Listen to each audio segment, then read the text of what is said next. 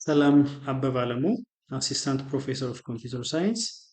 በዚህ ተከታታይነት ባለው ቪዲዮ ቱቶሪያል የምናየው ዊንዶውስ ሰርቨር ኦፕሬቲንግ ሲስተም ኮንፊገር በማድረግ እንዴት አድርገን ኦርጋናይዜሽን ውስጥ ያሉ ኮምፒውተሮች እና ሌሎች ሪሶርሶችን ማኔጅ ማድረግ እንደምንችል እናያለን። እንደሚታወቀው አንድ ኦርጋናይዜሽን በርካታ ኮምፒውተሮች እና ዩዘሮች ይኖሩታል።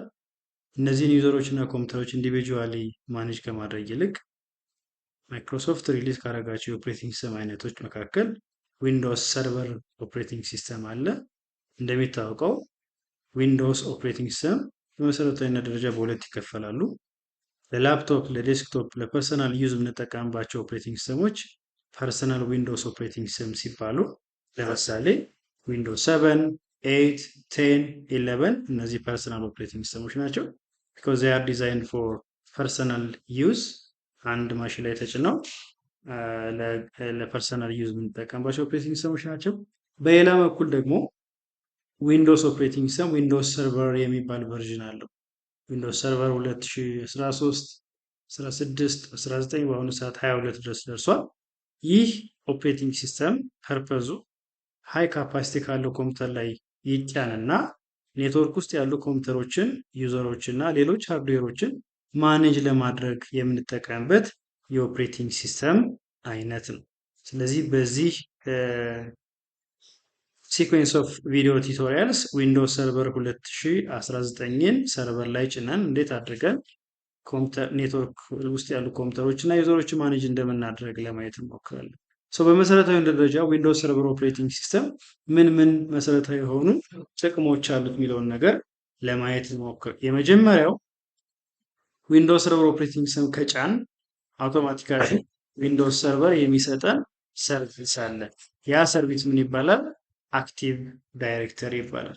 ስለዚህ አክቲቭ ዳይሬክተሪ የሚለው የመጀመሪያው ሰርቪስ ፐርፐዙ ምንድነው?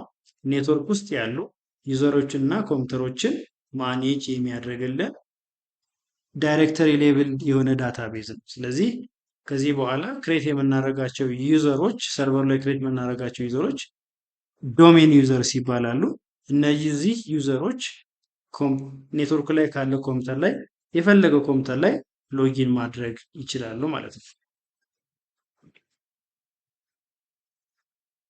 ስለዚህ ሰርቨር ላይ ክሬት የምናደርገው ዩዘር ዶሜን ዩዘር ይባላል። ወደ ሰርቨሮች ወይ የምናደርጋቸው ክሊየንቶች ዶሜን ኮምፒውተርስ ይባላሉ። ስለዚህ አክቲቭ ዳይሬክተሪ የሚባለው የዊንዶውስ ሰርቨር የመጀመሪያው ሮል ወይንም ሰርቪስ ዳታቤዝ ነው። ያ ዳታቤዝ ዶሜን ዩዘር እና ዶሜን ኮምፒውተሮችን ማኔጅ ለማድረግ የሚያገለግለን ነው። ሁለተኛው ጥቅም ደግሞ ዲኤችሲፒ ነው። እንደሚታወቀው አንድ ኔትወርክ ውስጥ ማንኛውም ኮምፒውተር ጆይን በሚያደርግበት ሰዓት የራሱ የሆነ ዩኒክ የሆነ አይፒ አድሬስ ያስፈልገዋል። ኢንተርኔት ፕሮቶኮል አድሬስ ያስፈልገዋል። ስለዚህ ለምሳሌ ኦርጋናይዜሽን ውስጥ ወይም የያዛ መስሪያ ቤት ውስጥ 100 ወይም እዛ በላይ ኮምፒውተሮች ካላችሁ አይፒ አድሬስን በሁለት መልኩ አሳይ ማድረግ እንችላለን። አንደኛው ማኑዋሊ ነው። እያንዳንዱ ኮምፒውተር ላይ እየሄድን አይፒ አድሬሱን ሴት እናደርጋለን። ሁለተኛው ደግሞ ሰርቨርን በመጠቀም ሰርቨሩ ራሱ ዳይናሚካሊ ለእያንዳንዱ ኮምፒውተር አይፒ የሚሰጥበት ሜትድ ነው። እንደሚታወቀው እያንዳንዱን ኮምፒውተር ማኑዋሊ ሴት በምናደርግበት ሰዓት ጀስት ኢት ዊል ቴክ ታይም ኮንሱሚንግ ነው። ሌላኛው ደግሞ ኮንፊገር በምናደርግበት ሰዓት ስህተቶችን ልንሰራ እንችላለን። አይፒ አድሬስ ዲፕሊኬሽን ሊፈጠር ይችላል። ኤኒ ታይም የኔትወርክ ኮንፊገሬሽን ቼንጅ ቢኖርና አይፒ መቀየር ከፈለግን ኤጌን ማኑዋሊ ለነዚህ 200 300 ኮምፒውተሮች እየዞርን ያንን አይፒ የግድ ማጀስት ማድረግ አለብን ማለት ነው። ይህ ስታቲክ አይፒ አድሬስ አሳይመንት ወይም ማኑዋል አይፒ አድሬስ አሳይመንት ኢፌክቲቭ ስላልሆነ ዊንዶውስ ሰርቨር ላይ ያለው ተጨማሪ ሮል ምን ይባላል? ዲኤችሲፒ። ሰርቨሩ በተሰጠው ኮንፊገሬሽን መሰረት ዳይናሚካሊ ለክሊየንቶቹ አይፒ አድሬስ የሚሰጥበት ሰርቪስ ዲኤችሲፒ ይባላል። ይህንንም ኮንፊገር እናደርጋለን። ሌላኛው እና ኢምፖርታንት ፓርቱ ግሩፕ ፖሊሲ ነው። ስለዚህ ሰርቨር ላይ ዩዘሮችን እና ኮምፒውተሮችን አክቲቭ ዳይሬክተሪ ላይ ክሬት አድርገን ግሩፕ ካደረገን በኋላ for those group of users and computers we can set policy depending on the organization policy። ለምሳሌ ታችሁ ከሆነ አንዳንድ መስሪያ ቤቶች እዛ መስሪያ ቤት ውስጥ ያሉ ኮምፒውተሮች በሙሉ ተመሳሳይ የሆነ ባክግራውንድ አላቸው። ተመሳሳይ የሆነ የመስሪያ ቤቱ ሎጎ የያዘ ባክግራውንድ አላቸው። ማንኛውም ዩዘር ያን ባክግራውንድ ገብቶ መቀየር አይችልም። ሊቀየር ሲል ሰርቨሩ ላይ ኮንፊገር የተደረገ ፖሊሲ ይከለክለዋል ማለት ነው። ልክ እንደዛ ሁሉ ምሳሌ ሃየር ኢንስቲትዩት ላይ በምናይበት ሰዓት ተማሪዎችን እንደየችሎታቸው እንደየአገባባቸው ግሩፕ አድርገን የተወሰኑ ተማሪዎች ሶፍትዌር ለምሳሌ የመጫን ፕሪቪሌጅ እንሰጣቸዋለን።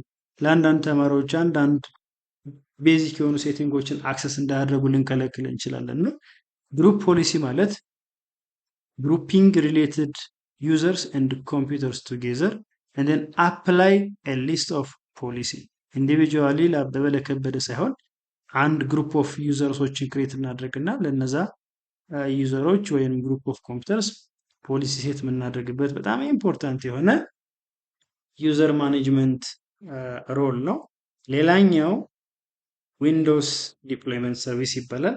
ይሄኛው ደግሞ አውቶማቲካሊ ከሰርቨሩ ላይ ሆነን ዊንዶውስ ኦፕሬቲንግ ሲስተም እና ቤዚክ የሆኑ አፕሊኬሽን ሶፍትዌሮችን ከሰርቨር ወደ ክሊየንቱ ፑሽ በማድረግ አት ኤ ታይም መልቲፕል ኮምፒውተሮችን ኦፕሬቲንግ ሲስተም ቱጌዘር ዊዝ አፕሊኬሽን ሶፍትዌር የምንጭንበት በጣም ኢምፖርታንት የሆነ ሰርቪስ ወይንም ሮል ነው። እንደሚታወቀው ኦርጋናይዜሽናችን ውስጥ ወይም መስሪያ ቤታችን ውስጥ 20 30 40 100 200 ኮምፒውተሮች ካሉን ኦፕሬቲንግ ሲስተም እንቀይር ካል እያንዳንዱን ኮምፒውተር ኢንዲቪጁዋሊ ኦፕሬቲንግ ሲስተም ጭነን ቤዚክ የሆኑ ኦፊስ አፕሊኬሽን እና ሌሎችም ቤዚክ የሆኑ አፕሊኬሽኖች ሶፍትዌሮችን ለመጫን ይሄ ማኑዋሊ ለእያንዳንዱ ኮምፒውተር የምናጠፋው ጊዜ እና ማኔጅመንቱ ከባድ ስለሆነ በሰርቨር አማካኝነት ከሰርቨሩ ሆነን ክሊየንት ኮምፒውተሮችን ኦፕሬቲንግ ሲስተም ከነ አፕሊኬሽን ሶፍትዌሩ የምንጭንበት ደግሞ ተጨማሪ የሆነ ሮል ነው። ስለዚህ እዚህ በኋላ የምናደርገው ምንድን ነው? ፊዚካሊ አንድ ኮምፒውተር ላይ ዊንዶውስ ሰርቨር ሌሎች ኮምፒውተሮች ላይ ደግሞ ክሊየንት ጭነን ቪዲዮ ቱቶሪያል መስራት ስለማንችል there is a software ቨርቹዋል ማሽን ሶፍትዌሮች አሉ። ቪኤምዌር ይባላል ወይንም ሌሎች የቨርቹዋል ማሽን ሶፍትዌሮች አሉ። እነዚህ ቨርቹዋል ማሽን ሶፍትዌሮች ምንድነው የሚያደርጉልን? ፊዚካል ማሽን ላይ ቨርቹዋሊ ከአንድ በላይ ኮምፒውተሮችን ኦፕሬቲንግ ሲስተም ጭነን የምናሳይበት ይሆናል። ስለዚህ በሚቀጥለው ቱቶሪያል ጀምረን ምንድነው የምናደርገው? we are going to create one virtual machine እዛ ቨርቹዋል ማሽን ላይ ዊንዶውስ ሰርቨር ኦፕሬቲንግ ሲስተም እንጭናለን። አንደኛ ሌላ ቨርቹዋል ማሽን ደግሞ ክሬት እናደርግና እንደ ክሊየንት አክት የሚያደርግ ሌላ ማሽን ክሬት አድርገን ዊንዶውስ 10 እንጭንበታለን። ስለዚህ ከዊንዶውስ ሰርቨር ኦፕሬቲንግ ሲስተም ላይ ሆነን ዊንዶውስ 10 ያለውን ኮምፒውተር እንዴት አድርገን ማኔጅ ማድረግ እንችላለን፣ ከሰርቨር እንዴት ዩዘሮችን ክሬት አድርገን ፖሊሲዎችን አፕላይ ማድረግ እንችላለን የሚለውን ነገር መሰረታዊ የሆነ የዊንዶውስ ሰርቨር ኮንፊገሬሽን ቤዚክ የሆኑ ሮል ወይም ሰርቪሶችን እንዴት ኮንፊገር እንደምናደርግ የምናይ ይሆናል። ይህ እጅግ በጣም ኢምፖርታንት ጠቃሚ የሆነ ማንኛውም አይቲ ፕሮፌሽናል ማወቅ ያለበት እውቀት ስለሆነ እያንዳንዱን ስቴፕ እንድትከታተሉ እጋብዛለሁ። ምክንያቱም ዋንስ አንድ ሰው በአይቲ የሆነ ኦርጋናይዜሽን ውስጥ ከገባ በኋላ ይህን ስኪል ወይም ችሎታ ሊኖረው ስለሚገባ እያንዳንዱን ሮል እንዴት ኮንፊገር እንደምናደርግ ስቴፕ ባይ ስቴፕ የምናይ ይሆናል። አመሰግናለሁ።